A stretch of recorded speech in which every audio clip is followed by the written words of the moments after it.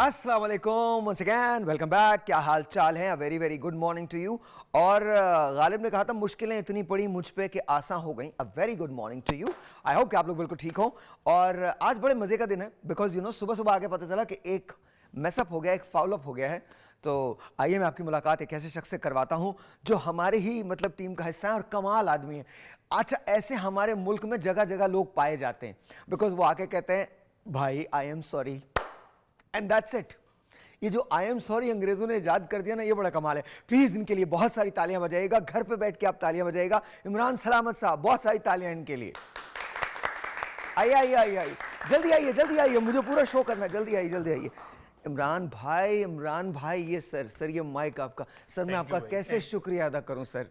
कोई सर बात नहीं, प्लीज आपने इतना बताएं। कर दिया बहुत है। नहीं सर, मैं कैसे सर, ये आप क्या पहन के घूम रहे हैं सर? सर ये मैं Please. सुबह से जो मैं निकला हूँ ना सर माइक सर, सर्दी में जो मैं सुबह से मैं निकला हूँ सुबह से तो उसके बाद यही तो मैं पता ना अल्लाह ताला झूठों के लिए दोज़ख का ना एक मखसूस हिस्सा रख रहा है। माइक दो, जाओ जाओ। भाई ये सच्चाई है। बहुत बड़ी सच्चाई है, बहुत बड़ी सच्चाई है। हमने कुछ और करना था इस ब्रेक के अंदर, लेकिन इस ब्रेक के अंदर कुछ भी नहीं। लेकिन जो होता है अच्छे के लिए होता है। This is what I believe.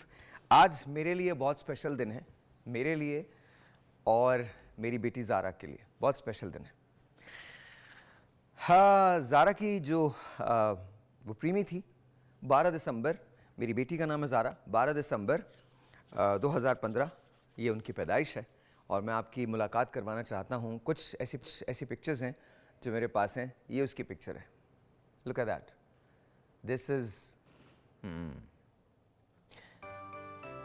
या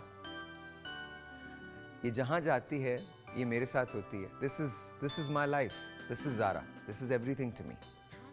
हाँ, हमेशा से बहुत स्टाइल है जी, बहुत स्टाइल है, मतलब कमाल स्टाइल है। Look at that, very naughty, very very naughty, मतलब सवाल ही नहीं पैदा। Oh look at that, look at that. मुझे ये अच्छा, when she really gets scared तो मुझे ऐसे करके हग कर लेती है। एंड आई जस्ट थिंक कि इससे ज़्यादा प्रेशस कोई चीज़ नहीं हो सकती मैंने अपनी ज़िंदगी में। और ये अच्छा, हम लोग भागने का मुकाबला करते हैं। This is what we do, भागने का मुकाबला करते हैं। I tell Zara let's run, and then अब तो पापा can not run because you know मना है मुझे इस वक्त। लेकिन ये है कि ज़ारा के साथ ना जब मैं होता हूँ तो दिन का रात का बिल्कुल पता नहीं चलता। When I am in the US तो मुझे ऐसे लगता है कि जैसे, अच्छा जब मैं आपको सच्ची बात बताऊं, जब वो मुझे देखती है ना तो this biggest smile on her face and she can get away with murder with me. मतलब मेरे साथ तो वो हर चीज़ कर लेती है। इट डजंट रियली मैटर कि हम कहाँ हैं, किस जगह हैं, कौन सी सेटिंग्स के अंदर हैं। मैं एक दिन ना ऐसे like I wanted to spend time with her, तो एक फादर डॉटर हम लोग बाहर चले गए ना, हम लोग वी वेंट टू गैलरी या मॉल चले गए और उसके बाद फिर वहाँ से निकल के हम कहीं और आ गए। And then there is this you know place जहाँ पर ज़ारा को बहुत अच्छा लगता है खाना, हम उस जगह चले गए। अच्छा, मज़े की बात क्या है कि जब वो मेरे साथ होती है तो she can do anything in the world. वो मतलब दुनिया में उसको, वो जिस चीज़ पे हाथ रखेगी वो उसकी है। वो जहाँ जाएगी मैं उसके पीछे पीछे जाऊँगा। हम लोग जब सब चीज़ों से फारिग हो गए तो हम लोग वॉलमार्ट चले गए। मुझे कुछ चीज़ें लेनी थी, हम लोग वॉलमार्ट चले गए। वॉलमार्ट इज़ अ स्टोर, हम लोग वहाँ चले गए। एंड लिटरली वॉलमार्ट के अंदर उसको मैंने कार्ट के अंदर बिठा लिया and we spent like hours there, hours. And I don't know what she was saying. She was singing, she was dancing, she was talking to me, and I don't know क्या क्या बातें बोल रही थी। And then मतलब इस तरह से होता है। अच्छा, जब रात को यूजुअली क्या होता है कि वो रात में ना सोने से पहले मेरे पास आती है and she hugs me like this and then she tells me stories और पता नहीं क्या क्या बातें करती हैं, मुझे तो ये भी नहीं पता। ऑल आई नो इज़ कि वो उसको ये पता होता है कि this is my father and मैं इनके साथ कुछ भी कर सकती हूँ, कुछ भी कह सकती हूँ, and I can get away with murder with him. And this is very very true. तो मुझे नहीं पता, लेकिन बेटा I am leaving this for you. Life में कभी जब तुम पीछे मुड़ के देखोगी तो तुम्हें ये बात हमेशा याद रहेगी that your father loved you and I love you the most. और मुझे नहीं पता कि यू नो इंशाल्लाह मैं हमेशा तुम्हारे साथ रहूँगा। लेकिन you know as a parent मुझे ऐसे लगता है कि जैसे मेरी ज़िंदगी में अगर मेरी बेटी ना होती तो मैं कभी भी कंप्लीट नहीं हो सकता था. So this is going out to you, like you say, so much. I love you so much. Today is your birthday, and this is the best day of my life. This is the best day of my life. I cannot thank God enough. मैं अल्लाह ताला का कितना शुक्र अदा करूं, मुझे नहीं पता.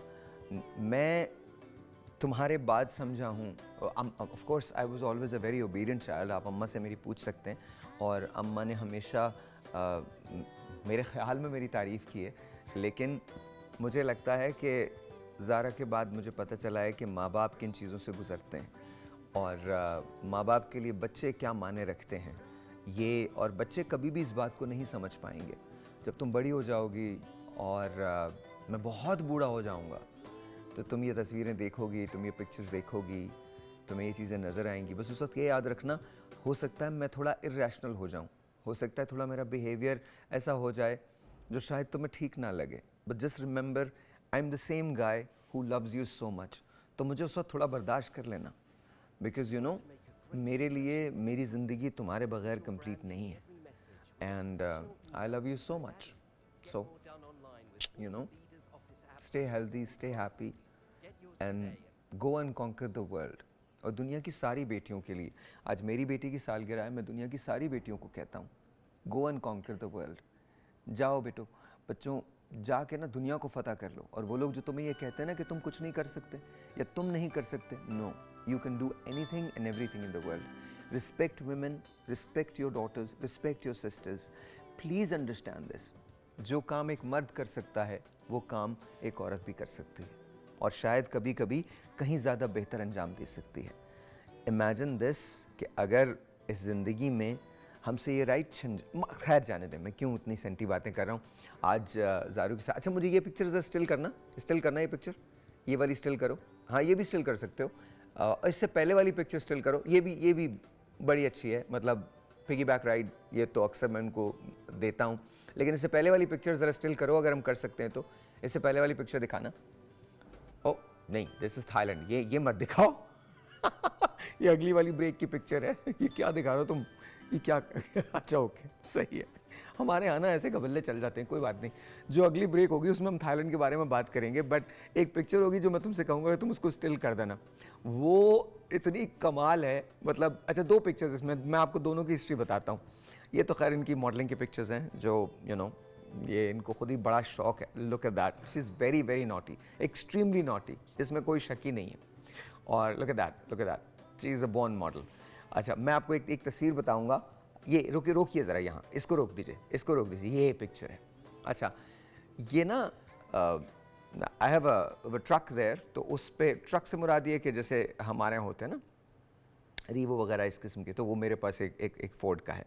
तो उसके अंदर ना ये जंप कर रही थी, ये कर रही थी, वो कर रही थी. तो मैंने इनको बोला, मैंने कहा just you know get out, मतलब नीचे आ जाओ, गेट डाउन. तो वो निकल नहीं रही थी. तो मैंने कहा अच्छा ठीक है, मैं जा रहा हूँ. तो जब मैंने ये कहा ना, तो she came and she hugged me and she held me so tight. And इसके बाद पापा, एंड मतलब मुझे इस तरह से बात करती है, पापा. इट्स नॉट लाइक पापा, इट्स लाइक पापा. अच्छा ओके पापा. तो मुझे ये पिक्चर बहुत अच्छी लगती है, बिकॉज उसके सिर्फ हग ने मुझे बताया दैट शी लव्स मी. आगे चलिएगा, मैं आपको दिखाता हूँ. एक और पिक्चर है इस पर. तुम भी ना पीछे से पूरा ले गए. चलो कोई बात नहीं, मैं देख ही रहा हूँ. बट दिस इज़ कमाल लोग हैं हम लोग, मतलब कौन बैठा कौन है अंदर. कभी करते हैं इट्स ओके. एक और पिक्चर है जो मैं आपको दिखाता हूँ. हाँ, मैं एक रेस्टोरेंट में था. हाँ, क्या हुआ, कौन, नेहा है. अब तो कुछ भी नहीं कर सकते बेटा, कोई बात नहीं, तुम ठीक हो बिल्कुल. मतलब अगर बेटी बैठी है तो कोई बात नहीं बेटा. Neha very good, wonderful, amazing, कुछ नहीं, नो प्रॉब्लम एट ऑल. अगर कोई दानी वानी होता फिर बताता मैं, बट इट्स ओके बेटा, यू आर डूइंग वंडरफुल, कोई मसला नहीं है, नो प्रॉब्लम एट ऑल. ज़रा एक और तस्वीरें मुझे दिखाइएगा, मैं जहाँ कहूँ वहाँ रोक दीजिएगा उसको. ये वाली रोकिए तस्वीर, रोकी दीजिए. अच्छा, दिस इज़ अ रेस्टोरेंट. तो यहाँ शी वॉज नॉट ईटिंग. अच्छा, the whole family was there, मतलब पूरा एक अफेयर था बड़ा. And she was not eating at all. And वो अपने आईपैड को लेके ना, तो मैं इसके साथ आईपैड के साथ इस पर लग गया. तो उसने क्या किया, इसने करके ऐसे करके मुझे हक किया. एंड नाउ अब आप खिलाइए. और अब आप जाहिर है अब आप खिलाएंगे बैठ के. तो मैं I was just trying to feed her. तो ये पिक्चर मुझे इसलिए बहुत अच्छी लगती है. So I love you Jaru. Jaru, I really really really do love you. अच्छा, प्यार से मैं उसको जारू कहता हूँ. और thank you so very much for being in my life. Thank you so very much for being my daughter. And I am a proud proud father of Zaara. Zaara, happy birthday to you बेटा. I love you and I love you the most. Break लेते हैं. अच्छा जी, a lot of people ask me कि हमको अगर travel करना हो तो कहाँ जाना हो, तो मैं आज आपको लिए चलता हूँ थाईलैंड. थाईलैंड इज़ कमाल, इट्स ब्यूटीफुल. उसकी चीज़ें अगर आप देखेंगे, सुनेंगे, अगर आपका ट्रैवल डेस्टिनेशन पे कहीं आपका जाने का दिल है, तो मेरे ख्याल में Thailand is the best place that I pick. उसके अंदर आप पुकेट जा सकते हैं, पताया जा सकते हैं, उसके अंदर आप बैंकॉक जा सकते हैं, कोह समुई आइलैंड जा सकते हैं. इट्स रिच ऑफ कल्चर, बेतहाशा कल्चरली रिच है. उनके डांसेस जो होते हैं वो बड़े कमाल होते हैं, फेस्टिवल्स जो होते हैं वो बड़े कमाल होते हैं. अच्छा, ये पिक्चर देख रहे होंगे, जब इनके ग्रैंड किस्म के फेस्टिविटीज़ होती हैं तो उसके अंदर बड़ा ज़बरदस्त किस्म का मेकअप किया जाता है. और जो प्रिंस और प्रिंसेस होते हैं, जो हीरो हीरोइन होते हैं, वो तकरीबन एक ही जैसे लग रहे होते हैं, but they are beautiful people, beautiful people. अच्छा, थाईलैंड को लैंड ऑफ स्माइल भी कहा जाता है, मतलब ये ज़बरदस्त है. अच्छा, दुनिया में सबसे ज़्यादा डायमंड के जो तराश खराश का काम है वो भी थाईलैंड के अंदर किया जाता है. थाईलैंड की industry is grown like crazy, like mad. बहुत ज़्यादा येलो रंग का इस्तेमाल होता है, बिकॉज वो येलो जो है वो किंग का कलर कहलाता है और वो बड़ा कमाल होता है. अक्सर लोग मंडे के दिन येलो कलर पहनते हैं किंग को ट्रिब्यूट देने के लिए. अच्छा, इससे अभी जो वाचीरालॉन्गकॉर्न जो अभी इस वक्त जो उनके किंग हैं, उनके जो वालिद थे, मैं प्रोनाउंसिएशन शायद मेरी गलत हो, भूमि बोल, वो बड़े कमाल आदमी थे. उन्होंने थाईलैंड के लिए बेतहाशा काम किया. ये इस वक्त करंट किंग हैं थाईलैंड के. अच्छा, थाईलैंड जो है वो किंगडम है. जो किंग होता है वो आर्म्ड फोर्सेस का सरबराह भी होता है या वो हेड होता है, लेकिन अदर देन दैट उसके पास जो पावर्स होती हैं बड़ी कम होती हैं, सिवाय इसके कि गवर्नमेंट फॉर्म ही नहीं हो सकती अगर वो आ गया या ना ले. अच्छा, ये उनका किंग है, ये सिरिकित जो है, ये इनकी जो क्वीन जो है वो हैं, और ये इनके किंग है. वो he was the most beloved person in the world at one point. He was the most beloved person. इन्होंने जितना काम किया है, जो चीज़ें की हैं थाईलैंड के लिए, वो बेतहाशा हैं. एजुकेशन से लेकर फार्मिंग तक और फार्मिंग से लेकर हेल्थ केयर तक इन्होंने, इनके फादर ने not this king, he has done it lot also. लेकिन जो इनके फादर हैं, अभी एक जो पिक्चर आएगी उसके अंदर मैं आपको दिखाऊंगा, जो इनके फादर हैं उन्होंने बेतहाशा काम, ये वाले जो हैं, इनको रोकिएगा, यहाँ रोकिएगा. अच्छा, ये वो किंग हैं जिन्होंने थाईलैंड के लिए बेतहाशा काम किया था. अगर आप आज से 30 साल पहले चले जाएं तो थाईलैंड एक पुअर नेशन के अंदर शुमार होती थी, लेकिन उसके बाद कुछ चीज़ें थाईलैंड के अंदर तब्दील हुई और वो इस किंग की वजह से हुई.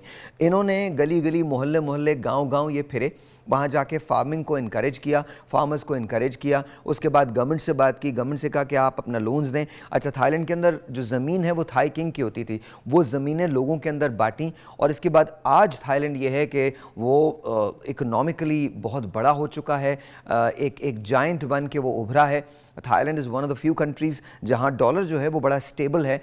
और ये सब इस वजह से हुआ है बिकॉज अगर आप थाई लोगों से मिलें तो आपको एहसास होता है उनका फूड बहुत अच्छा है, स्ट्रीट फूड बहुत अच्छा है. डिफरेंट चीज़ें भी होती हैं जो आपको नहीं खानी चाहिए, हमको नहीं खानी चाहिए, बट वो लोग खाते हैं. लेकिन उसके अलावा बहुत सारी ऐसी चीज़ें हैं जो बड़ी अच्छी हैं. लेकिन सबसे बड़ी बात ये, थाईलैंड के लोग अनथक मेहनत करते हैं. ज़रा दिखा दीजिए वो दिखाइए, जो फेस्टिविटीज़ की सारी है ना वो दिखाइएगा. तो अनथक मेहनत करते हैं. वो जो वीडियो बनाई है ना हमने, हाँ, लुक एट दैट, ये लाइट फेस्टिवल है, ये बड़ा कमाल होता है. उफ, इट इज़ ब्यूटीफुल. अगर आप थाईलैंड में इस लाइट फेस्टिवल के दौरान हैं तो it is just absolutely phenomenal. कमाल किस्म का ये लाइट फेस्टिवल होता है. और पूरा जो अगर आप बैंकॉक में हैं या कोह समुई में हैं या आप पुकेट के अंदर हैं या beautiful, this is crazy, mind boggling. इतना खूबसूरत, इतना हसीन होता है. अच्छा, थाईलैंड की जो सबसे ख़ास बात है वो ये है कि वहाँ पर 5 शिफ्टों में दुकानें खुलती हैं. 5 शिफ्टों में, लिटरली एक ही जगह 5 दुकानें लगी होंगी. वो रात को 12 से 5 बजे भी होगी, फिर 5 से 9 बजे भी होगी, 9 से 5 बजे भी होगी, फिर 5 से 8 बजे भी होगी और 8 से 12 बजे तक भी होगी. लिटरली डिफरेंट दुकानें होती हैं. आप देख सकते हैं कि कितने अच्छा, ये हर चीज़ को बहुत परफेक्शन से करना चाहते हैं. शुरू के अंदर जब मैं वहाँ गया था तो लोग अंग्रेज़ी नहीं बोला करते थे. अच्छा, बाय द वे फिल्म का बहुत बड़ा काम जो है वो भी थाईलैंड के अंदर होता है। उसकी एडिटिंग हो जाए, उसकी पोस्ट हो जाए, उसके कलर ग्रेडिंग हो जाए और फिल्म की जो मेकिंग है वो भी थाईलैंड के अंदर होती है। तो नेक्स्ट डेस्टिनेशन अगर आपने पिक करना है और दुनिया भर की ब्रांड शॉपिंग आप थाईलैंड में कर सकते हैं, दुनिया भर की। और सबसे बड़ी बात ये, थाईलैंड में एक बहुत बड़ी मार्केट है जहाँ आपको इंप्रेशंस जो हैं, जैसे अगर आप आरमानी गुची खरीदना चाहते हैं और लेसर प्राइस के अंदर खरीदना चाहते हैं, उसके इंप्रेशंस खरीदना चाहते हैं, तो वो भी आपको मिलते हैं। खाना बहुत अच्छा, लोग बहुत अच्छे, फेस्टिविटीज़ बहुत अच्छी। तो आपका जो नेक्स्ट ट्रैवल डेस्टिनेशन होना चाहिए वो थाईलैंड होना चाहिए। एक ब्रेक लेते हैं, ब्रेक के बाद। ऑलराइट जी, वंस अगेन वेलकम बैक। और ये वो पार्ट है जो मुझे बहुत अच्छा लगता है, बिकॉज आज आप लोग अपनी टेलीफोन लाइंस खोल लीजिए और अभी कॉल कीजिए, बिकॉज मेरे पास 3 बेहतरीन डॉक्टर्स मौजूद हैं, इनफैक्ट 4 मौजूद हैं। एक कराची से भी हमको ज्वाइन कर रही हैं, मुझे नहीं पता अगर वो ज्वाइन कर रही हैं तो उनको लगा दीजिएगा आप। और आज मैं सिर्फ कॉल्स लूँगा। या she has joined us as well, so let's say hello to her. Doctor Sana Azhar sahiba, अस्सलाम वालेकुम, कैसी हैं सना आप? ठीक हैं? ठीक ठाक, आप कैसे हैं? अल्हम्दुलिल्लाह, बहुत बहुत शुक्रिया, thank you for being here. Then we got doctor Nimra Fatima, आप जनरल फिजिशियन हैं एंड थोरेसिक सर्जन हैं। Am I pronouncing it right? Okay, thoracic surgeon है, ठीक है जी। इसके बारे में आप बताइएगा, थोरेसिक सर्जरी होती क्या है? थोरेसिक सर्जरी बेसिकली एक चेस्ट सर्जरी है। इसमें हार्ट के अलावा हम तमाम फेफड़ों की, खाने की जो नाली होती है उसकी, सांस वाली नाली की और इससे दीगर जो भी अंदर ऑर्गन्स होते हैं उनकी सर्जरीज करते हैं। ऑलराइट, अभी बात करते हैं उस सिलसिले में। डॉक्टर साइमा मलिक हमारे साथ तशरीफ रखती हैं, डर्मेटोलॉजिस्ट हैं, end of course doctor Aamir Khan, diabetes specialist हैं। अस्सलाम वालेकुम डॉक्टर साहब, कैसे हैं आप? ठीक ठाक, बहुत बहुत शुक्रिया। सबसे पहले हम जो बात कर रहे हैं, इससे पहले कि हम आप लोगों से बात शुरू करें, हम कुछ आपको दिखाना चाहते हैं। हमने एक क्वेश्चनर था जो लोगों को दिया और उनसे पूछना चाहते थे कि क्या वो अपनी सेहत का ख्याल रखते हैं, बिकॉज हमारे यहाँ लोगों को तब याद आता है जब बहुत लेट हो चुका होता है। तो पहले वो देखते हैं, फिर इसके बाद बात करते हैं। Please watch this. करवाए नहीं है टेस्ट, तकरीबन हो गए हैं साल 1.5 साल। मैं हार्ट पेशेंट, मैंने तो कंप्लीट टेस्ट करवाए थे। रेगुलर भी करवा के आया HbA1c। मैंने कराया, उसका जिगर का भी कराया और ये दिल का भी कराया और ये अपना शुगर का भी कराया। ने 1 साल हो गया, 1.5 साल मैंने क्या बीमार था, बुखार था ना। मैं शुगर पेशेंट हूँ ना, बहुत हो गया 27-28 साल, तो मैं रेगुलर करवाती हूँ अपने सारे टेस्ट।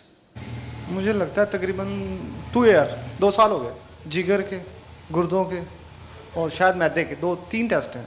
2 हफ्ते पहले CBC में जनरल में सारे टेस्ट कवर हो जाते हैं। मेडिकल मैं करवाया नहीं कभी। तकरीबन 2-3 साल हो गए। कोरोना जब शुरू हुआ था उस वक्त करवाया था। मेरा ख्याल है साल हो गया। LFT था, कुछ और इसके 2-3 थे, मुझे तो याद नहीं है इस वक्त। ऑलराइट जी, तो सबसे पहले तो हम शुरू करते हैं, डॉक्टर साहब आपसे शुरू करते हैं। ये बताइए, ये जो हम टेस्ट करवाने में चोरियां करते हैं, मतलब हम नहीं करवाना चाहते, 2 साल हो गए, 3 साल हो गए, मैंने तो करवाया ही नहीं कभी, ये क्या सही है?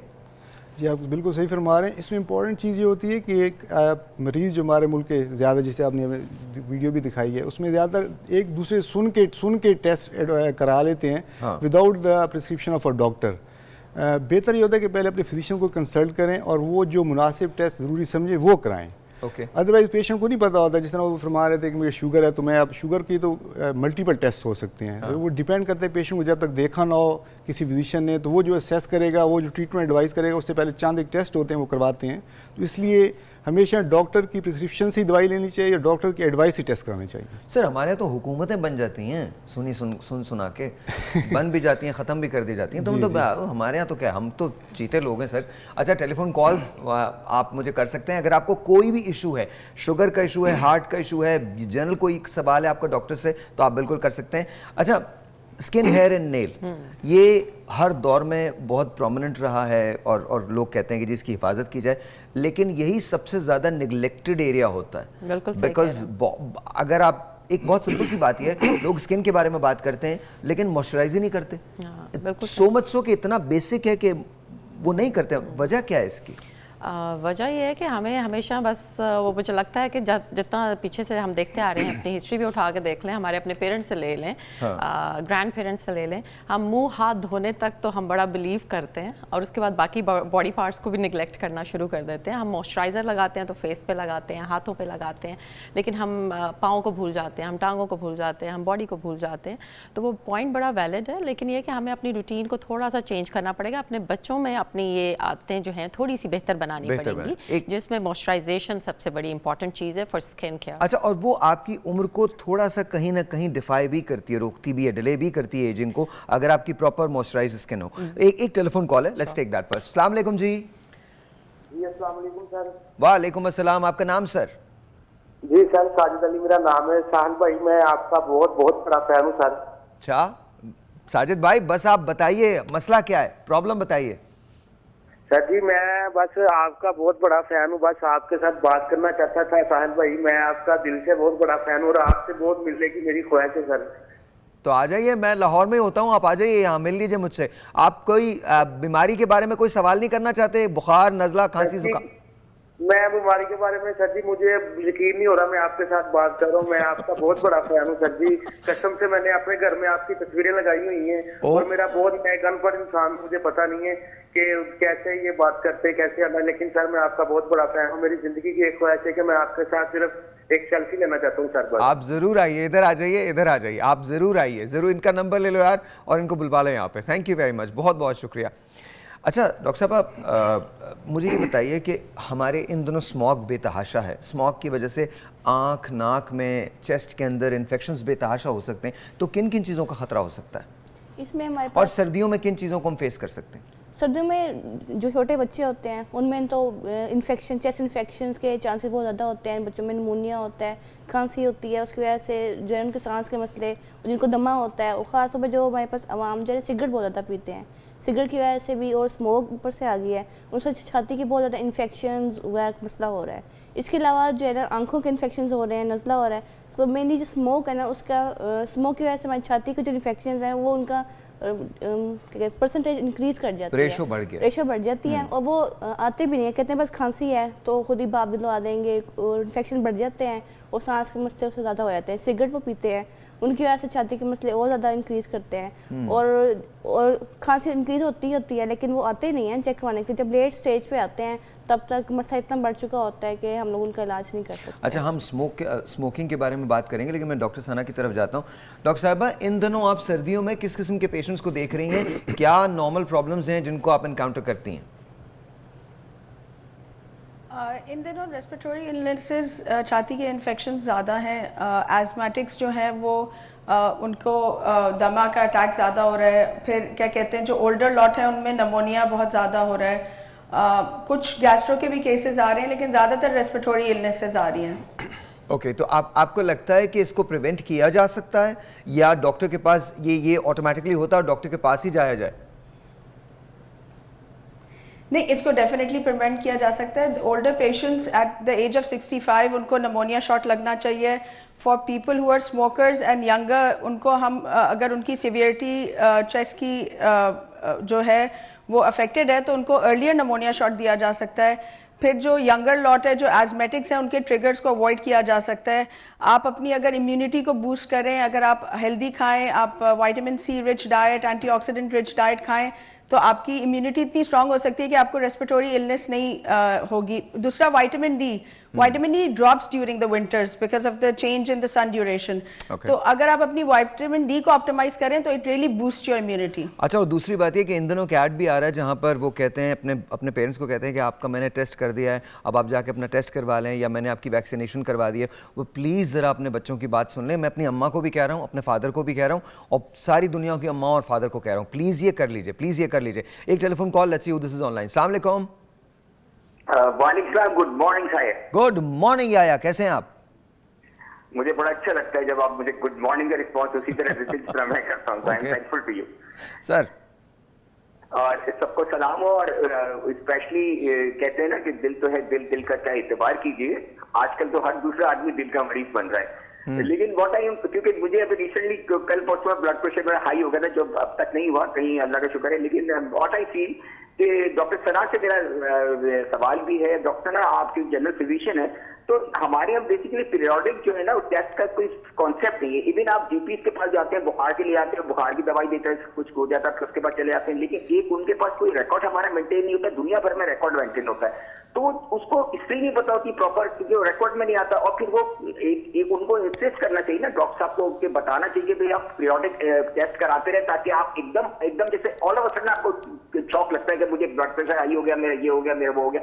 जैसे आप अभी कह रहे थे साहिल जी अपने, अच्छा मुझे नहीं पता आपकी कॉल जो है वो ड्रॉप हो गई, लेकिन डेफिनेटली लेकिन ये प्रॉब्लम हमारे ही एग्जिस्ट करता है बिकॉज हम जाते ही नहीं डॉक्टर के पास जब तक वो बहुत लेट ना हो जाए। एक छोटा सा ब्रेक लेते हैं, ब्रेक के बाद हम चारों से ये सवाल करेंगे कि ऐसा क्यों होता है। एक ब्रेक है जी, आपसे मिलते हैं ब्रेक के बाद। ऑलराइट जी, अस्सलाम वालेकुम वंस अगेन, वेलकम बैक। चारों से वही क्वेश्चन है जो याया ने किया था, विल स्टार्ट विद यू। क्या समझती हैं क्यों होता है ये? वही जैसे हम अभी ब्रेक में बात कर रहे थे कि हम अपने आप को बहुत इंटेलेक्चुअल समझने लग गए हैं सारे। हम गूगल को पढ़ के गूगल डॉक्टर बन गए हैं खुद से, और हम डिसाइड कर लेते हैं कि हमें ये बीमारी है और हमने खुद ही से उसका ट्रीटमेंट करना है। और डॉक्टर से या मुस्तनद डॉक्टर से, अगर आपको जल्द रिलेटेड मसला है तो जल्द के डॉक्टर के पास जाएँ। इसी तरह मेडिसिन स्पेशलिस्ट होते हैं, उनके पास जाने की ज़रूरत होती है हमें, लेकिन हम उनके पास जाए बिना हम अपना खुद ही डिसीजन करते हैं, खुद ही डायग्नोसिस बनाते हैं और खुद ही उसका ट्रीटमेंट भी शुरू कर देते हैं।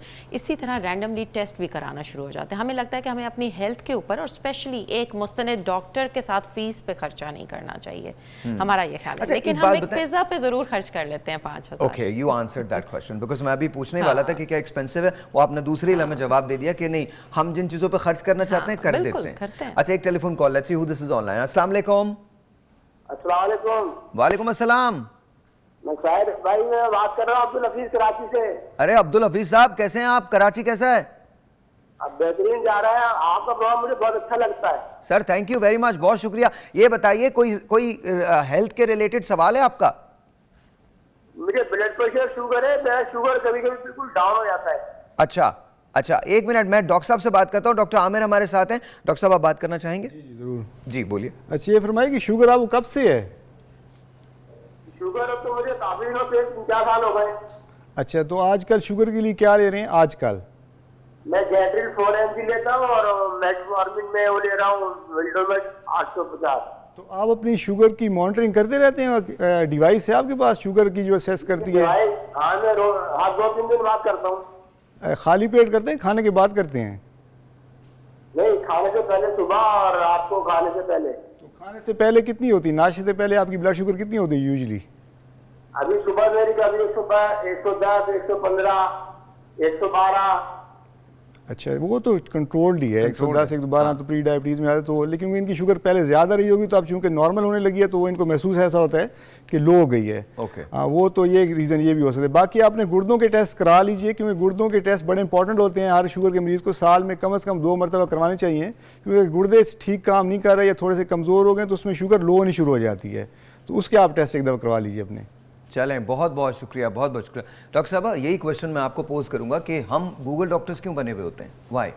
क्योंकि मेरे ख्याल से उनके पास हर इंसान जो है ना दूसरों से मशवरे लेके आजकल मशवरे चल रहे हैं। अम्मी ने कह दिया, हमसायों ने ये कह दिया, खुद गूगल कर दिया, खांसी है, नेट से देख लिया खांसी का हम लोग इलाज कैसे करेंगे या करें, और लेकिन डॉक्टर के पास नहीं जाएंगे। और हमारे पास नेट पे जो है ना सर्च करने का टाइम है, डॉक्टर के पास जाने का टाइम नहीं है, पैसे खर्च करने का टाइम नहीं है, और जो है ना खुद गूगल करके और फिर डॉक्टर पास आके। एक बात तो हकीकत है ना ये कि लोग कहते हैं कि मेडिसिन बड़ी महंगी हो गई है, और मेडिसिन तो वाकई महंगी हुई है। 300 गुना मेडिसिन के अंदर इजाफा हुआ है। तो कैसे अफोर्ड करे एक आम गरीब आदमी?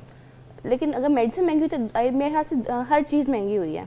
कपड़े महंगे हुए हैं, खाना महंगा हुआ है, लेकिन आपने जवाब दे दिया, बिल्कुल सही, बिल्कुल हर चीज़ महंगी हुई है। और हम लोग ये हमारे पास हम इंपॉर्टेंस नहीं दे रहे अपनी हेल्थ को, हम बाकी चीज़ों को इंपॉर्टेंस दे रहे हैं, और हम लोग मेडिसिन पे खर्च नहीं करेंगे, चेकअप पे खर्च नहीं करेंगे। एक और telephone call let me see, because आज मैं चाहता हूं कि ज़्यादा ज़्यादा हम कॉल्स लें। अस्सलाम वालेकुम जी, you are on the air. वालेकुम सलाम साहिब भाई, कैसे हैं आप? अल्लाह का शुक्र, बिल्कुल ठीक ठाक। कौन बात कर रही हैं?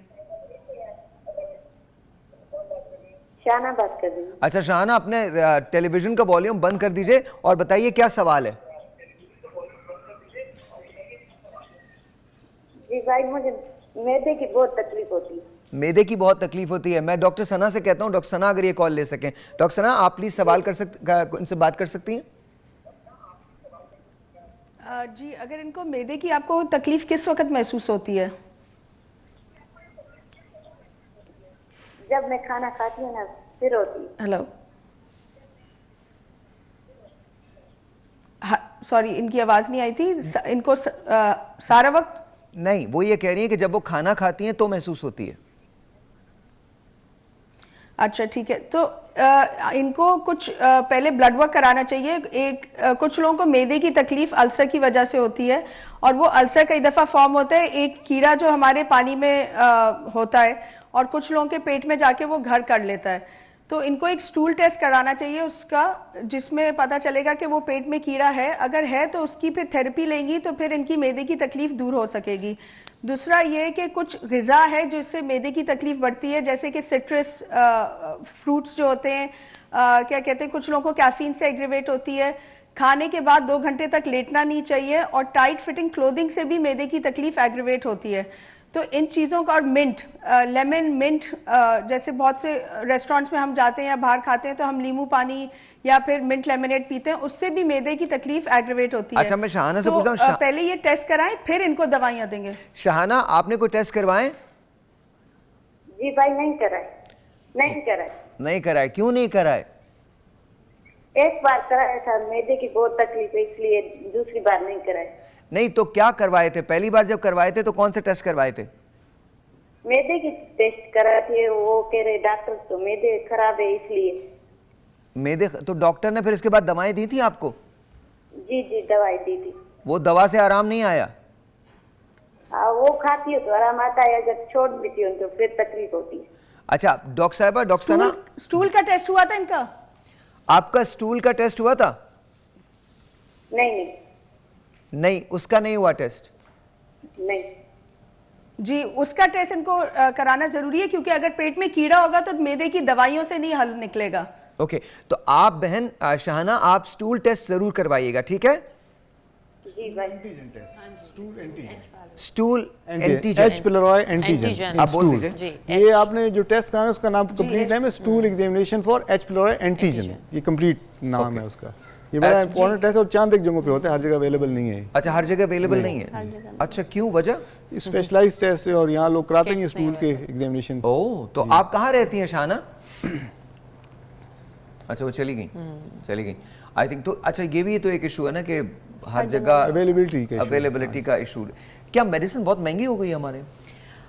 मेडिसिन नो डाउट थोड़ी सी महंगी हुई है, लेकिन बहुत सारी दवाइयाँ ऐसी हैं जो उनके नेमुल बदल के तौर पे इस्तेमाल भी की जा सकती हैं, जो लोकली बनती हैं और आसानी से दस्तयाब भी हैं और कम प्राइस में भी हैं। हम लोग का कॉन्सेप्ट ये बन गया है, जैसे मेरे पास भी पेशेंट्स आते हैं कि महंगी से महंगी दवाई चाहिए और उसके बाद फिर सोचेंगे कि कुछ अर्सा इस्तेमाल करना है क्योंकि वो महंगी होगी।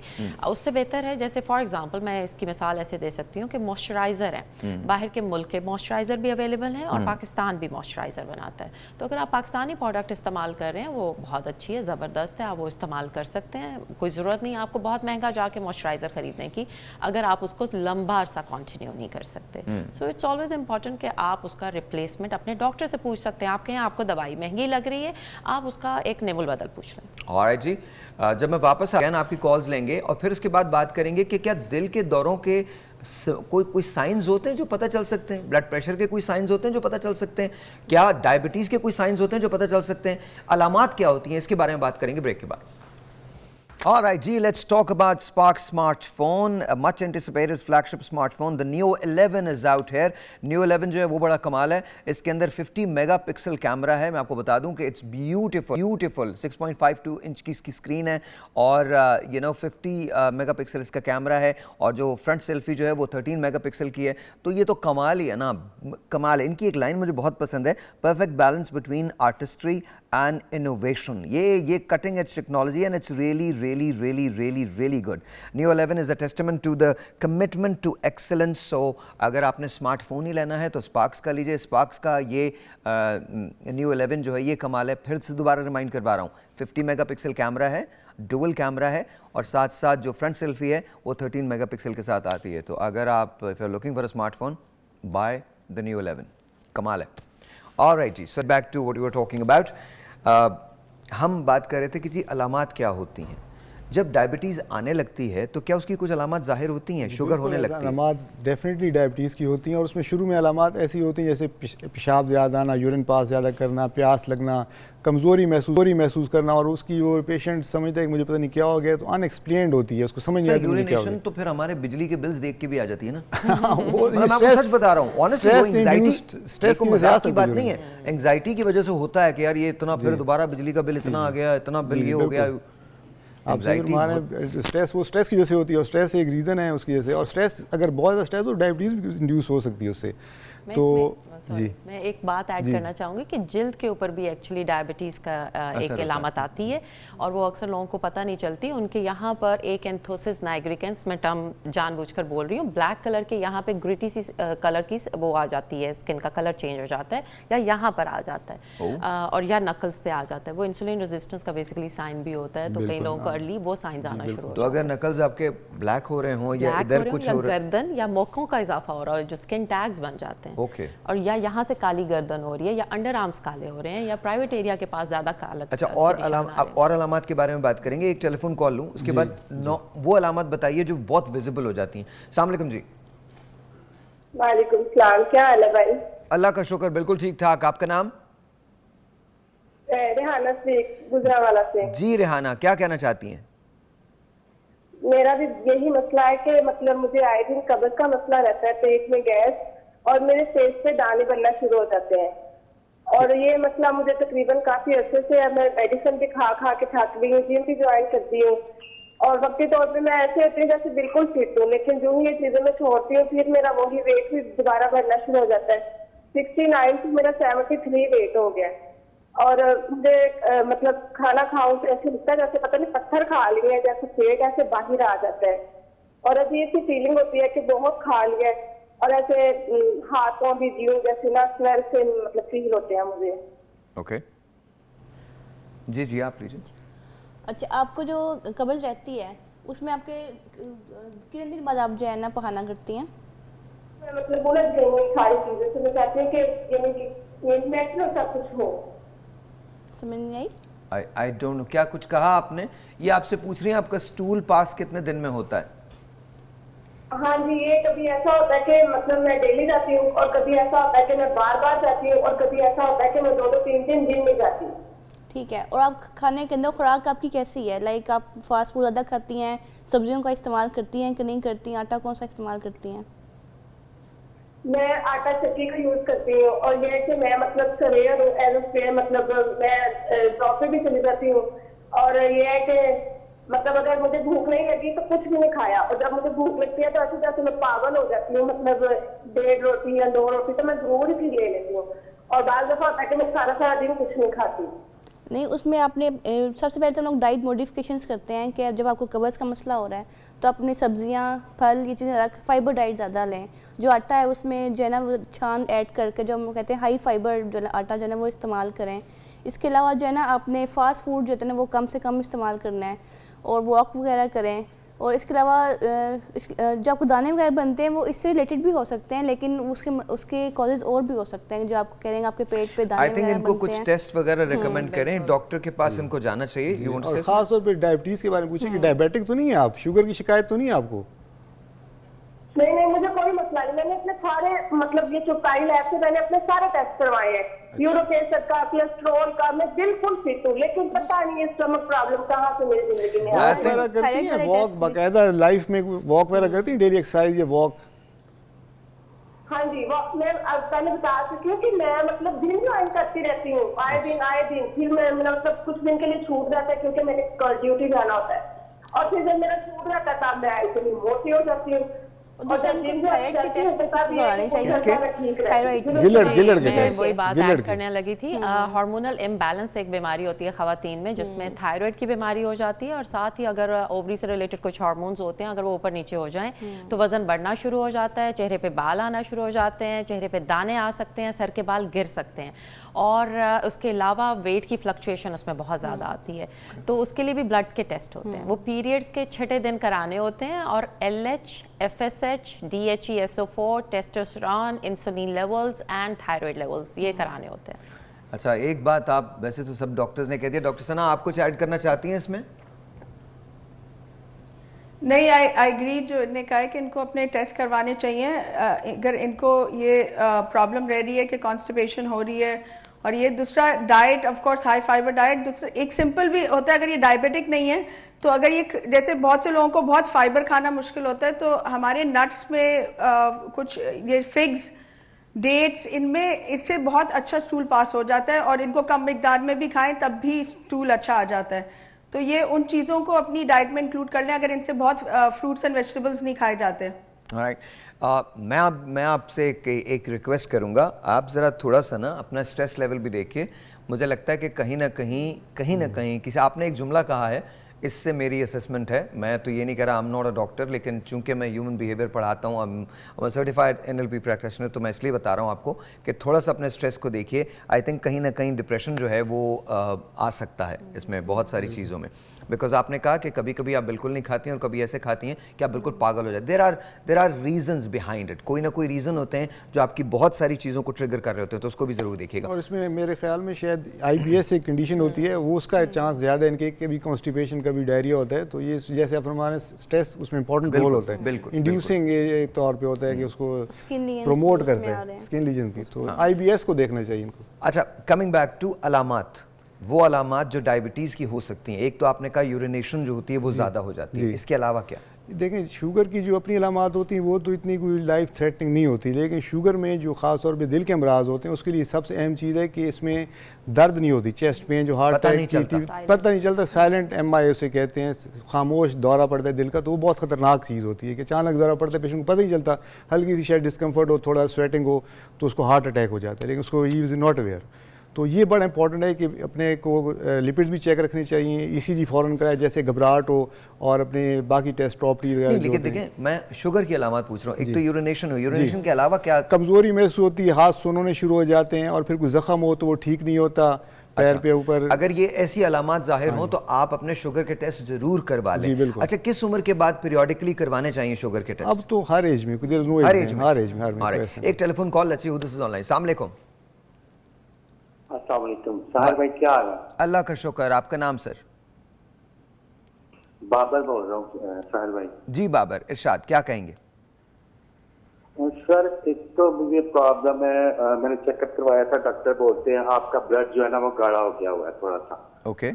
सेकेंडली मुझे कॉन्स्टिपेशन का प्रॉब्लम है, और थर्ड मुझे जो ब्लड प्रेशर का इशू है ना वो चल रहा है, उसके बाद ना तकरीबन कुछ 6 माह से चल रहा है। ब्लड प्रेशर तकरीबन रोज ही मेरा हाई होता है, तकरीबन रोज ही। तो उसके लिए कोई ना कोई मेडिसिन लेनी पड़ती है। मैं वो मतलब एक रेगुलर मेडिसिन तो नहीं ले रहा, लेकिन मुझे जिस दिन फील होता है मैं मेडिकल स्टोर पे चला जाता हूँ, वो चेक करते हैं, वो कोई मेडिसिन दे देते हैं, वो मैं यूज कर लेता हूँ। तो उससे BP जो है नॉर्मल हो जाता है। लेकिन जब जी अच्छा, उसमें यह है कि जिस तरह 2 अलामात बताई, तो ब्लड प्रेशर की बताई और ये उन्होंने बताया कि कभी कभी दवाइयाँ लेते हैं कभी नहीं लेते। तो ये ब्लड प्रेशर और शुगर ऐसी तकालीफ हैं कि जिनमें इलाज है, शिफा नहीं है। कि एक अगर डायबिटिक है, ये कंडीशन है जो साथ साथ चलती रहती है, इसको सारी उम्र दवाई लेनी पड़ती है। ओके। तो एक तो उन्होंने ये करना है कि जो दवाई कभी लेते हैं कभी नहीं लेते, इसको तर्क करें साधु को, और रेगुलरली दवाई लें।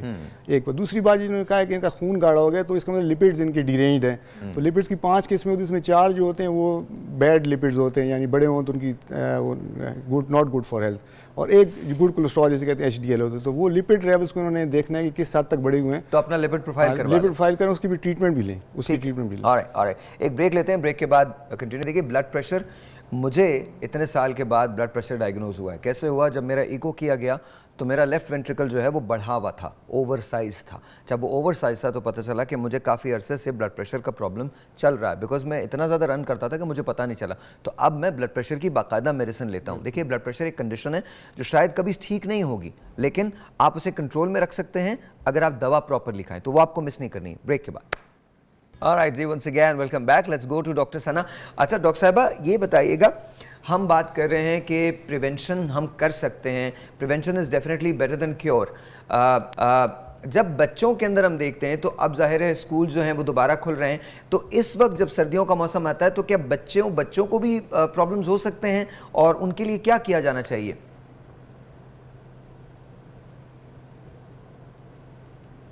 डॉक्टर साहिबा, कैन यू हियर मी?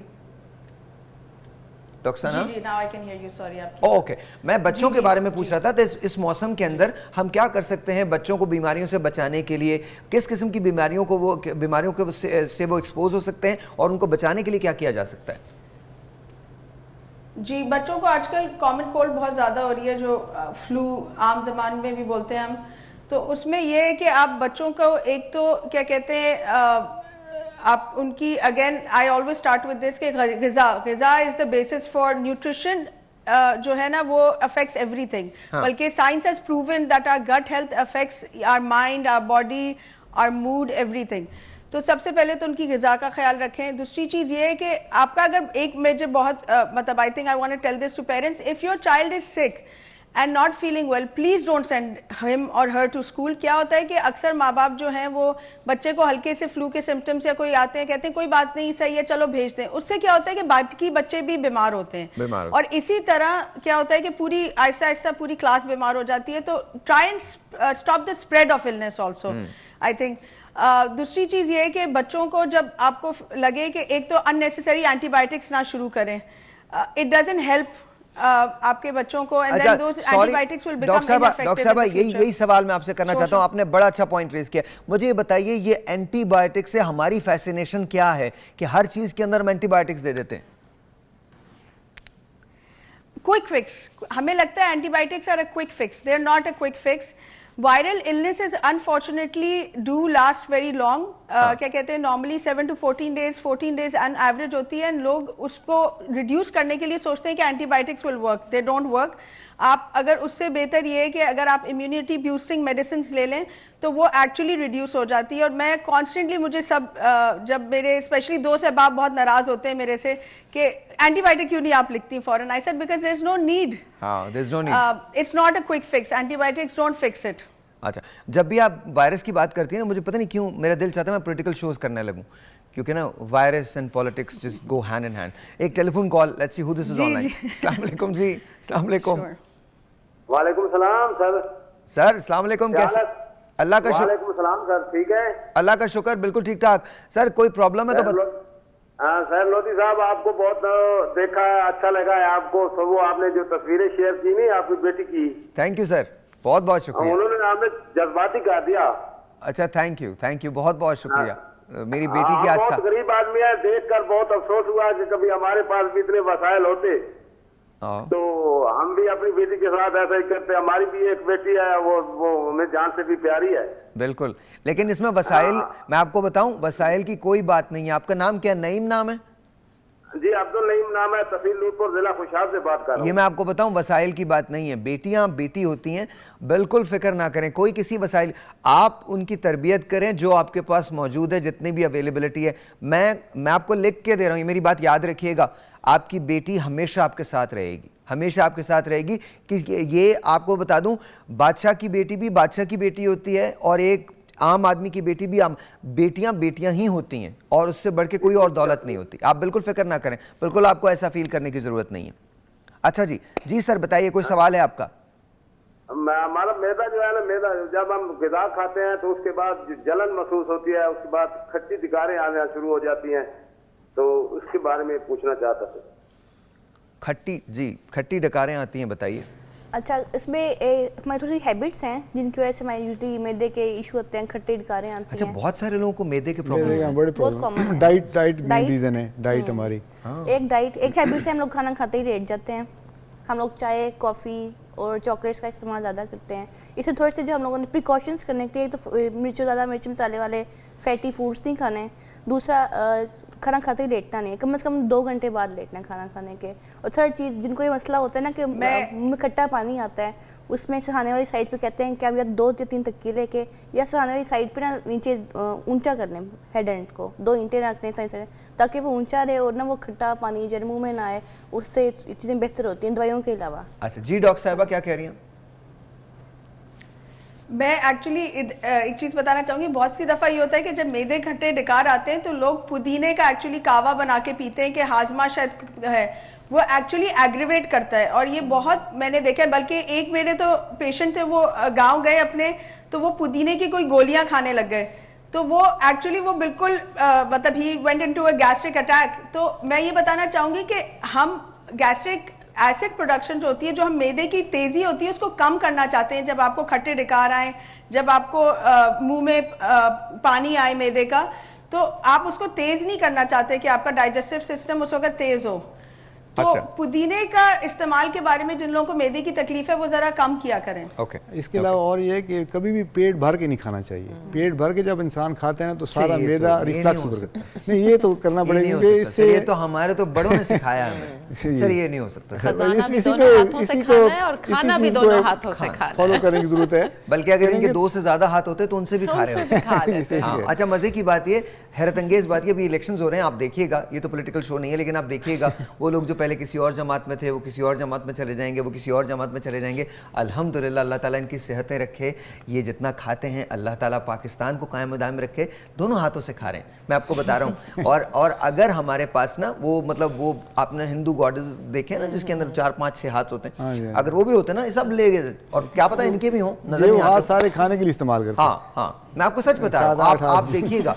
अच्छा और मजे की बात ये वाहिद लोग हैं जिन्हें डकार नहीं आती, ये वाहिद लोग हैं। खट्टे डकार नहीं किसी भी किस्म के डकार, किसी किस्म के, मतलब 75 साल से हाजमा अच्छा है, ऐसा जबरदस्त बगैर कारमीना के आपने इतना अच्छा हाजमा कहीं देखा होगा। हाजमे के लिए बाहर चले जाते हैं ना वो। आई नो सीरियसली मैं कह रहा हूँ अगर कम खाएंगे ना, अगर मेरा भूख रख के छोड़ेंगे तो ये डकार वगैरह बेहतर हो जाएंगे, रिफ्लक्स बेहतर हो जाएगा। अच्छा ये बिल्कुल सही बात है, बिकॉज आई थिंक जब से मैं बीमार हुआ एक प्रॉब्लम मुझे हुई तो उसके बाद मैंने एक्चुअली अपनी ग़िज़ा के अंदर तब्दीलियां की हैं और उसका फ़र्क मुझे नज़र आ रहा है। एक टेलीफोन कॉल है, let's see who this is online. अस्सलाम वालेकुम जी। वालेकुम सर, आपका नाम? इरफान। सर बताइए क्या कहना चाहते हैं इरफान साहब? सर मुझे ना गुस्सा बहुत ज़्यादा आता है और अभी उम्र 33 साल है मेरी। मुझे आपकी आवाज नहीं आ रही, क्या आपको गुस्सा बहुत ज्यादा आता है ये कह रहे हैं? जी जी। अच्छा गुस्सा क्यों आता है ये पता है आपको? अगर आता है तो ये भी पता होगा क्यों आता है। बस भूख लगे तो उसमें मुझे एक मिनट के लिए बर्दाश्त, गुस्सा बहुत ज्यादा आता है मुझे, इसके बारे में मैंने पूछना। भूख लगे तो गुस्सा आता है आपको? जी जी मैं आपका प्रोग्राम देख रहा हूँ, मैं भी सवाल कर लेता हूँ। ओके जी, भूख लगे तो गुस्सा आता है। भूख लगे तो हर एक को गुस्सा आता है, बाय द वे मुझे भी गुस्सा आता है, लेकिन बेस्ट चीज़ ये है कि जब आपको गुस्सा है आप थोड़ी देर के लिए बैठ जाएं और 1 गिलास पानी पी लें और थोड़ा सा वेट करें और फिर रिस्पॉन्ड करें, डेफिनेटली बेहतर रिस्पॉन्ड करेंगे। मेरे ख्याल में जिस तरह बता रहे हैं वैसे मैं इनकी पूरी डिटेल हिस्ट्री लेनी चाहिए, पूरी डिटेल हिस्ट्री लेनी चाहिए कि कोई एंग्जाइटी है, कोई स्ट्रेस है तो उसके जैसे ज़्यादा गुस्सा, चिड़चिड़ापन ऐसा तो नहीं होता कि खाली भूख लगने से गुस्सा आता है, कोई और रीज़न भी होगा। मेरे ख्याल में इनकी डिटेल हिस्ट्री लेनी चाहिए इनकी, फिर और दूसरा अगेन ब्लड प्रेशर की भी एक सिम्टम में आता है कि इंसान को गुस्सा ज़्यादा आता है, चिड़चिड़ापन पैदा होता है, चिड़चिड़ा। इवन शुगर के मरीजों को गुस्सा आता है, अगर वो अनकंट्रोल्ड उनकी शुगर है तो चिड़चिड़ापन होता है, हर एक से लड़ते हैं। अच्छा। और ये इसलिए हिस्ट्री इसमें इंपॉर्टेंट होती है और इनका मुआयना करना पड़ेगा, देखना पड़ेगा क्या रीज़न है इनकी। अच्छा डॉक्टर साहब आप कुछ ऐड करना चाहती हैं? जी थायराइड भी चेक करना चाहिए, बहुत सी दफ़ा ये होता है कि आपके थायराइड का हार्मोन्स अप एंड डाउन हो तब भी मूड अफेक्टेड होता है। अब गुस्सा ज़्यादा होता है, हाइपर थायराइड, हर लड़ने मरने के लिए तैयार होता है बंदा। अच्छा और मैं तो खैर डॉक्टर नहीं हूँ लेकिन आप एक काम कीजिए, अपना अतराफ में चेक करें, कुछ ऐसे लोग मौजूद हैं जिनकी वजह से आपको गुस्सा आता है, उनको थोड़ा सा दूर कर दें लाइफ के अंदर। मैं आपको एक बात बताता हूँ, बड़ी मजे की बात है, कुछ जिंदगी में ना अनलर्न करना सीखें, मतलब जो आपने इतने मुद्दतों सीखा है ना अब उसको जरा हटा दें अपने दिमाग से। जरूरी है कि हर चीज जो आपको सिखाई गई है वो सही सिखाई गई है। पता है एक बात याद रखिएगा, मेरी ये बात शायद लोगों को बहुत बुरी लगती है, एवरीवन लिव्स फॉर देमसेल्व्स। हम सबसे ज्यादा मोहब्बत अपने आप से करते हैं, तो हकीकत है बहुत, और हम तकलीफ दे अंदाज में लोगों को ये साबित करने की कोशिश करते हैं, नहीं नहीं मुझे आपसे बहुत मोहब्बत है, मैं आपके बगैर नहीं रह सकता, मैं आपके बगैर, सबके बगैर रह सकते हैं, कोई प्रॉब्लम नहीं होता। हम ना बहुत, खैर जाने दीजिए, एक टेलीफोन कॉल लेते हैं, बात निकलेगी तो फिर दूर तक जाएगी। अस्सलाम वालेकुम जी। जी आपका नाम? मेरा नाम शनाज। ऑलराइट, क्या कहना चाहती हैं आप? मैं डॉक्टर साहब हैं जो उनसे बात करनी थी। आप पूछते हैं कि कोई उनको बवासीर के बारे में और पूछते हैं कि कब्ज के बारे में, कोई ना अच्छा सा बता दें। मैं कल बंद करूंगी तब आप लग करिएगा बात। आपको पाइल्स का प्रॉब्लम है ये कह रही हैं? कब्ज का बता दें। कब्ज और पाइल्स का, कॉन्स्टिपेशन और पाइल्स का प्रॉब्लम है, कौन लेना चाहता है? एक्चुअली कॉन्स्टिपेशन के बाद भी पाइल्स हो सकते हैं और पाइल्स कॉन्स्टिपेशन से पहले भी हो सकते हैं। कई लोगों को वैसे ही जैसे प्रेगनेंसी के बाद भी कई लोगों को वहाँ पे प्रेशर ज़्यादा हो जाता है वेन्स में और पाइल्स का प्रॉब्लम हो जाता है। अगेन जैसे डॉक्टर साहिबा पहले डिस्कस कर चुकी हुई हैं, हाई फाइबर डाइट का इस्तेमाल, ऐसा फूड लें जिससे कॉन्स्टिपेशन ना हो। कॉन्स्टिपेशन रिलीव होगी तो पाइल्स का भी थोड़ा सा बेहतर हो जाएगा। बट पाइल्स के लिए बेस्ट बंदा जिसको आपको कॉन्टैक्ट करना चाहिए वो सर्जन है, ताकि आप उसकी थोड़ी सी सर्जरी करा लें तो आपकी ज़िंदगी बहुत बेहतर हो जाएगी। ऑलराइट जी, मुझे एक छोटा सा ब्रेक लेना है आपसे मिलकर। पानी का इस्तेमाल करना चाहिए, पानी का इस्तेमाल ज्यादा करना है, पानी का। मुझे एक ब्रेक लेना है, ब्रेक के बाद आपसे वैसे बात कर लेते हैं। ब्रेक लेते हैं, ब्रेक पे जाइए। हमारे मुल्क का एक बहुत बड़ा मसला सिगरेट्स, शीशा, च्यूएबल टबैको और इलेक्ट्रॉनिक सिगरेट्स। कितनी नुकसानदेह है सारी चीजें? ये सारी नुकसानदेह हैं। सर ये जो इलेक्ट्रॉनिक सिगरेट्स, वेप वगैरह होता है, ये भी इक्वली नुकसानदेह हैं। इक्वली नुकसानदेह। ये हार्ट की बीमारियां पैदा करती हैं, ब्लड प्रेशर पैदा करती हैं, साइकोलॉजिकल इलनेसेस भी पैदा करती हैं कि सॉर्ट ऑफ डिपेंडेंसी हो जाती है इनके ऊपर और फिर इससे बंदा छूट नहीं सकता, इनसे जान छुड़ानी मुश्किल हो जाती है। तो ये एडिक्टिव होती है। हाँ जी बिल्कुल, उससे भी आदत एक बन गई, जो आदत होगी वो एडिक्शन बन जाती है। अच्छा डॉक्टर साहब मुझे बताइए, क्या इसको सिगरेट से, स्मोकिंग से, वेप से, शीशे से क्या स्किन डैमेज होती है? बिल्कुल होती है, क्योंकि जो स्मोक हम प्रोड्यूस कर रहे हैं with the help of these things, वो हमारी बॉडी के अंदर ऑक्सीडेंट्स के लेवल्स जो हैं वो कम कर देते हैं, एंटीऑक्सीडेंट्स के लेवल, और स्ट्रेस का जो एक रेडिकल्स रिलीज होते हैं उनको ज़्यादा कर देते हैं, जिसकी वजह से स्किन में एक्चुअली एजिंग फिनोमेना बड़ा तेज़ी से आ जाता है, रंगत के इशू बहुत तेज़ी से आ जाते हैं, फाइन लाइंस आ सकती हैं। इस पे तो पूरी स्टडीज़ कंडक्ट हुई हुई हैं, एक सन एक्सपोजर का और एक इस तरह एनवायरमेंटल पोल्यूशन यानी स्मोक और उससे रिलेटेड चीज़ें। तो ये हमारी स्किन को डैमेज डेफिनेटली करती है। एक चीज़ जो मैं ऐड करना चाहूँगी, आपने अभी बात की कि ये वाली आते हैं, इसके अलावा गुटखा और छालिया जो मुंह के अंदर लोग रखते हैं, उससे मुंह का कैंसर होने का डर होता है। वो तो बहुत डेंजरस है, बहुत ज़्यादा डेंजरस है। और जितने निकोटीन वाली चीज़ें हैं ये भी सारी कार्सिनोजेंस हैं। कार्सिनोजेन का मतलब ये है कि ये कैंसर कर सकती हैं, और कैंसर भी मुख्तलिफ एरियाज़ का, जिसमें इवन मसाने का कैंसर भी हो सकता है। तो इसको ईजी या लाइट मत लें। छाती का कैंसर तो है ही है, लेकिन मैंने जानबूझ के मसाने का भी कैंसर का जिक्र किया। तो कार्सिनोजेंस जितने हैं वो स्पेशली स्मोकिंग से रिलेटेड, गुटखा, छालिया, पान, टोबैको, ये सारी ये सब चीज़ें। अच्छा एक बात है डॉक्टर साहब, अभी मैं एक रिसर्च पढ़ रहा था जिसके अंदर कहा गया था कि आप हर रोज शावर ना लें। क्या ये दुरुस्त है? मतलब it was just difficult for me too. अच्छा, अब इसमें दो स्कूल ऑफ थॉट हो सकते हैं। एक ये है कि जिन लोगों की स्किन एक्सेसिवली ड्राई हो जाती है, अगर वो बहुत गर्म पानी से हर रोज शावर ले रहे हैं तो उनकी स्किन और ज्यादा ड्राई हो जाती है। वो कहते हैं आपके जो स्किन के ऑयल्स होते हैं वो खत्म हो जाते हैं। ऑयल ग्लैंड जो है वो ऑयल बना रहा है, लेकिन अगर आप सख्त गर्म पानी से उसको धो लेंगे स्किन को, तो स्किन के ऊपर से वो ऑयल उतर जाएगा। जिस तरह प्लेट को रखें सख्त गर्म पानी के नीचे, थिंदी प्लेट को, तो गर्म पानी उसको वाइप ऑफ कर देगा, लेकिन ठंडा पानी उस ऑयल को नहीं उतार सकेगा। इन द सिमिलर पैटर्न, अगर हम नहा रहे हैं और ल्यूकवार्म वाटर से नहा रहे हैं, तो हमारी बॉडी के अंदर जो नेचुरली ऑयल बन रहा है वो बिल्कुल उसी तरह से रहेगा, बहुत ज़्यादा हम उसको स्ट्रिप ऑफ नहीं करेंगे।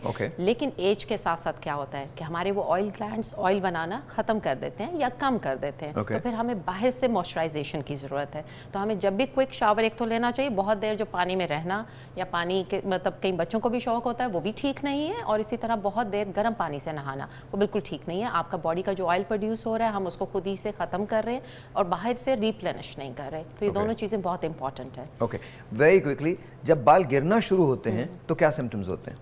अच्छा, सबसे बड़ा सिम्टम ख़वातीन जिनके बाल लंबे हैं उनको तो अपना बाल फर्श पे बहुत नज़र आ जाएगा, फ्लोर पे आजकल जैसे सफ़ेद रंग का हमारा बहुत ज़्यादा कॉमन है फ्लोर, उस पर नज़र आना शुरू हो जाएगा। लेकिन ये कि जब कंघा करते हैं और कंघा करते हुए 100 बाल से ऊपर बाल अगर आपको लग रहा है कि फील हो रहा है, तो ये पहला सिम्टम है कि आपका बाल है, गिर रहा है। उसके अलावा हमारा बाल अगर फ्रेजाइल हो रहा है, ड्राई हो रहा है, स्प्लिट एंड्स बन रहे हैं, तो इसका मतलब है हम बहुत केमिकल या हीट एक्सपोजर उसको दे रहे हैं। तो chemical in the form of dice, heat exposure हम ब्लो ड्राई और हेयर स्ट्रेटनर्स जो कर रहे होते हैं वो भी हमारे बालों को इक्वली डैमेज करता है। तो डाइस भी डैमेज करते हैं। और वैसे भी अगर आप हस्बैंड हैं तो ये बता रहा हूँ मैं आपको, बाल फर्श पे हो जाए, कॉलर पे नहीं आना चाहिए। आपकी सेहत के लिए बहुत ज़रूरी है। इसलिए सर मैं कहूँगा कि जो गर्म पानी है ना उसका इस्तेमाल सर पे और गर्दन पे कोशिश करें ना करें। सर पे और गर्दन पे ना करें, क्योंकि खास गर्दन में जो शरियानें होती हैं दे आर सुपरफिशियल, ऊपर होती हैं, आपको सबको नज़र भी आ रही होती है, ब्लड वेसल्स जा रही होती हैं, आ रही होती हैं, तो वो डैमेज हो सकती है। सर इतनी नॉलेज नहीं होती किसी को?